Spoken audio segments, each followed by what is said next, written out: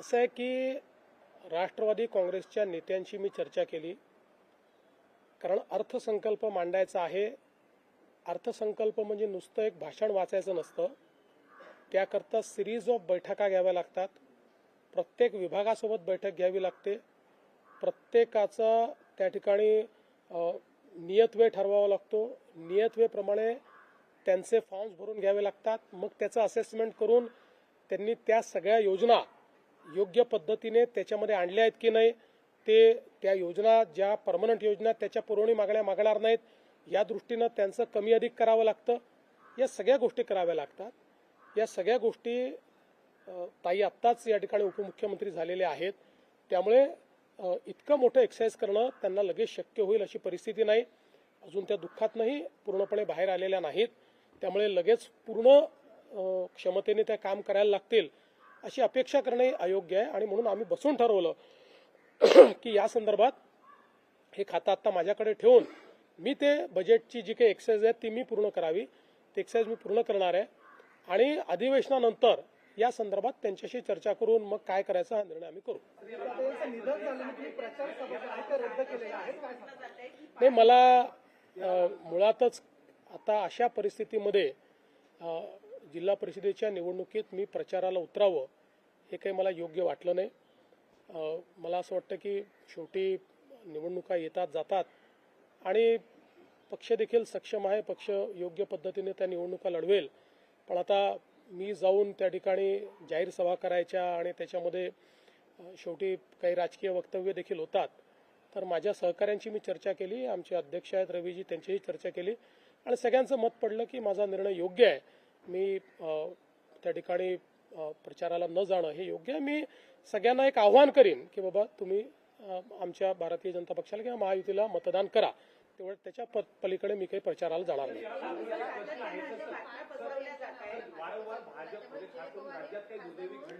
भाजपने कोणालाही विरोध केलेला नाही. भाजपशी या संदर्भात चर्चाही झालेली नाही.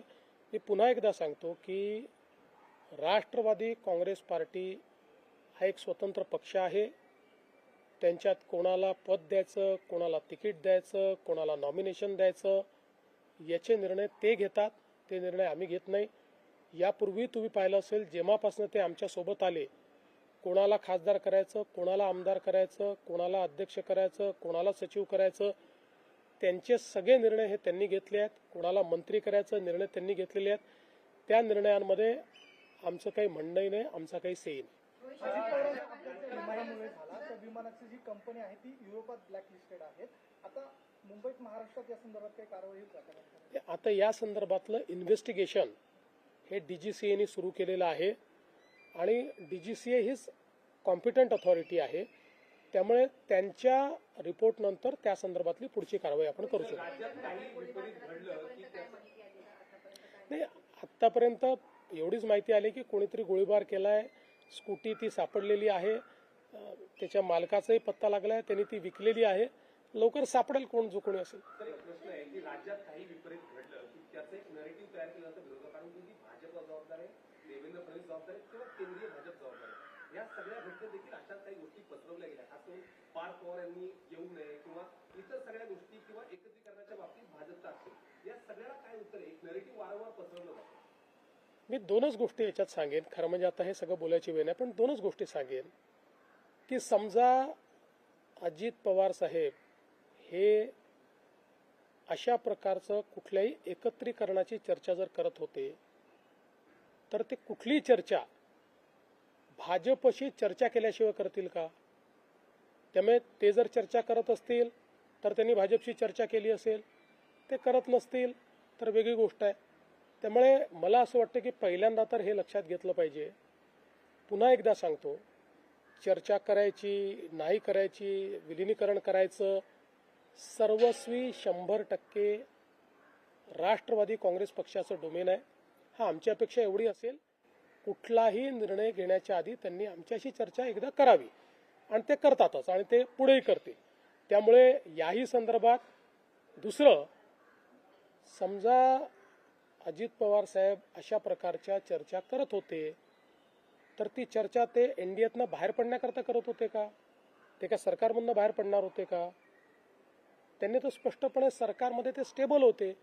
त्यामुळे रोज काहीतरी कन्फ्युजन तयार करायचं आणि मग आपली इकोसिस्टीम वापरून ते कन्फ्युजन इको करायचं, ही पद्धती अयोग्य आहे, ही योग्य नाही आहे.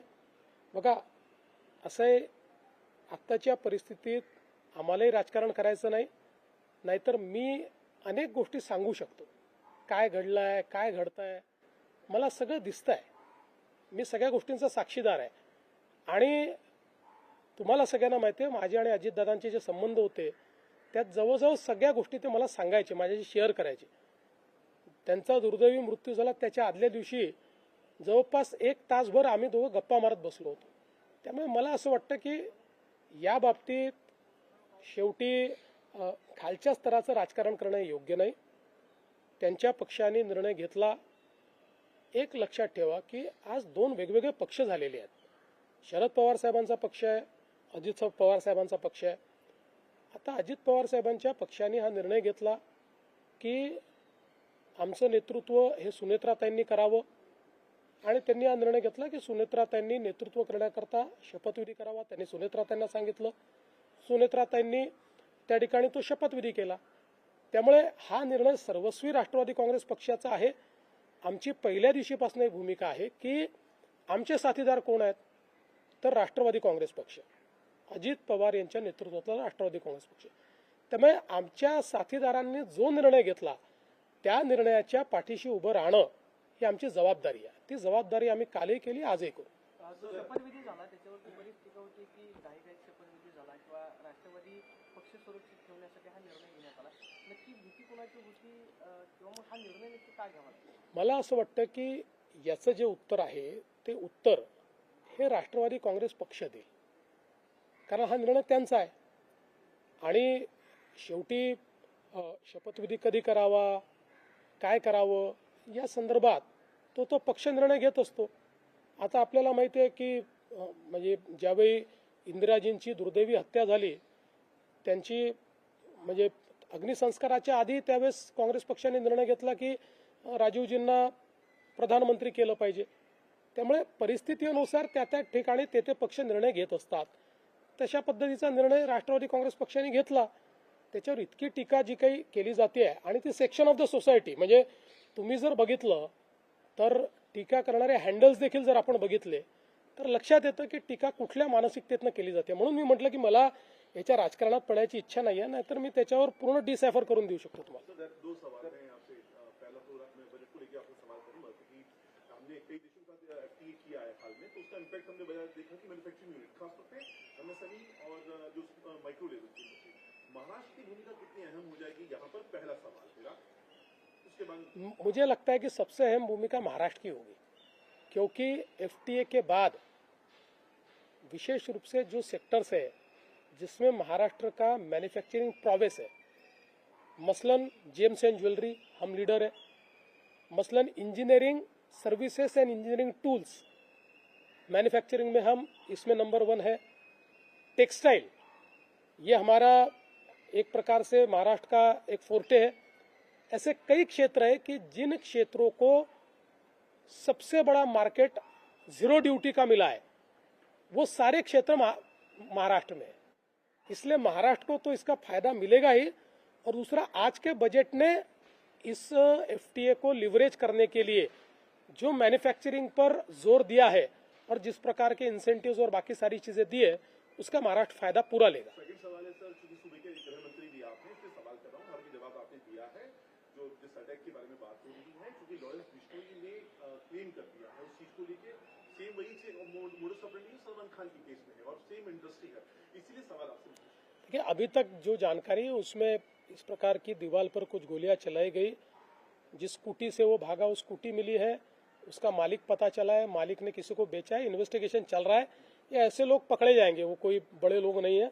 ये ठीक से इनको मतलब जिस प्रकार से इनको सबक सिखाना सिखा देंगे. जिस तरह से एक नैरेटिव सेट हो रहा है बीजेपी के खिलाफ और आपके खिलाफ भी, जिस तरह से कहा जा रहा है कि बीजेपी इस पूरे दोनों जो मर्जर के बीच में एक विलन का काम कर रही है, पार्थ पवार को बीजेपी का विरोध है, आपने वित्त मंत्रालय जो है वो हथिया ले लिया है, इन तमाम बातों को लेकर क्या आपका कहना है, क्या इसमें सच्चाई है? देखिए, पहली बात तो ऐसा कोई नैरेटिव इसलिए सेट नहीं होगा क्योंकि बहुत छोटा सेक्शन है जो इस प्रकार से नैरेटिव तैयार करने की कोशिश कर रहा है। इसमें हम सभी लोग जानते हैं कि कौन कौन लोग हैं जो ये करने की कोशिश कर रहे हैं, जिनके अपने इंटरेस्ट थे और उनके अपने इंटरेस्ट सर्व नहीं हुए, ऐसे लोग मिलकर ऐसा नैरेटिव तैयार कर रहे हैं। बीजेपी ने पहले दिन से बताया है कि राष्ट्रवादी कांग्रेस पार्टी एक स्वतंत्र अस्तित्व वाली पार्टी है, उनके निर्णय वो करते हैं। हाँ, ये ज़रूर है कि चूंकि हम उनके साथी हैं, वो हमारे साथ रहे, उनके निर्णयों के पीछे हम पूरी ताकत से खड़े। सर, शरद पवार साहेबांनी 2 दिवसापूर्वी पत्रकार परिषद घेतली. त्यात सांगितलं की 12 तारखेला दोन्ही राष्ट्रवादीचं विलीनीकरण जे आहे ते होणार होतं किंवा तशा पद्धतीची चर्चा झाली होती. जयंत पाटील असतील किंवा मग अजित पवार यांच्यापासून एकत्रित चर्चा केली होती. तुम्ही असं म्हणाला की तसं काही झालं असतं तर भाजपची चर्चा केली असती, कारण तुम्ही आता महायुतीमध्ये आहात, एक मोठा घटक पक्ष आहे. शरद पवार साहेबांनी असं विधान केलं, त्यांच्यावर कसं पाहता की नाही, असं आहे की या संदर्भात मी एवढंच सांगतो की चर्चा कुठलीही अंतिम स्टेजला जर गेली असती तर अजितदादांनी आम्हाला सांगितलं असतं, आमच्याशी चर्चा केली असती. कुठली तारीख जर ठरली असती तर ते आमच्या सरकारमध्ये आहेत आणि सरकारमध्ये आमच्याशी शेअर न करता ते असा निर्णय घेऊ शकतील का? त्यामुळे आता पवार साहेबांचं त्यांचं काय बोलणं झालं, कोणाचं त्यांचं काय बोलणं झालं, मला याची कल्पना नाही. आमच्यापुरतं मी सांगतो की अशा प्रकारच्या तारखेची माहिती आम्हाला नाही. सर, आपको लगता है अजीत पवार जी की जिस तरह से मौत हुई, उनकी मौत की ठीक बात थी, कुछ पॉलिटिकल फिगर्स थे जो उसका लिवरेज, पॉलिटिकल लिवरेज लेने की कोशिश की थी? कि इस बात पे मैं कोई टिप्पणी नहीं करना चाहूँगा. कई बार ऐसा होता है कि इस प्रकार की मौत के बाद भी कई प्रकार की राजनीति होती है. ये होनी नहीं चाहिए पर होती है, पर उस पर टिप्पणी करना ये मैं ठीक नहीं समझता. कालपर्यंत खरंतर मोठ्या पवार साहेबांनी या घातपात असल्याची जी काही शक्यता होती ती त्यांनी स्वतः मुलीत काढली होती, परंतु पुन्हा आता व्हॉट्सअपवरनं प्रश्न किंवा ट्विट करून प्रश्न विचारले जातात की अपघाताच्या संदर्भात. मला असं वाटतं की त्या संदर्भात जे काही डीजी इन्व्हेस्टिगेशन आहेत, DGCAचे, ते काम करता आहेत. ब्लॅक बॉक्स सापडलेला आहे, त्याच्यामुळे त्यातलं सगळं सत्य जे आहे ते बाहेर येईल. फॉर्च्युनेटली 2 गोष्टी असतात की याचं जे सगळं कम्युनिकेशन असतं ते कम्युनिकेशन हे पूर्णपणे स्टोर्ड असतं, त्यामुळे ते सगळं अवेलेबल आहे. आणि जे इंटरनल कम्युनिकेशन असतं, म्हणजे 2 पायलट आपल्याशी काय बोलले असतील एकमेकाशी किंवा त्यांनी काय केलं असेल, हे ब्लॅक बॉक्समध्ये स्टोअर होतं. त्यामुळे या दोन्ही गोष्टींचा ज्यावेळेस त्याची पडताळणी होईल त्यावेळेस सगळं सत्य आपल्यासमोर येईल. नागपुरातील 102 जे नगरसेवक आहेत त्यांच्या राजीनाम्यावरच्या सह्या घेतलेल्या आहेत का, अशी बातमी समजली. हे काही फालतू बातम्या आहेत, अशा कोणाच्या राजीनाम्यावर सह्या बिया घेत नाहीत. एकदम या बातमीत काही तथ्य नाही. थँक्यू.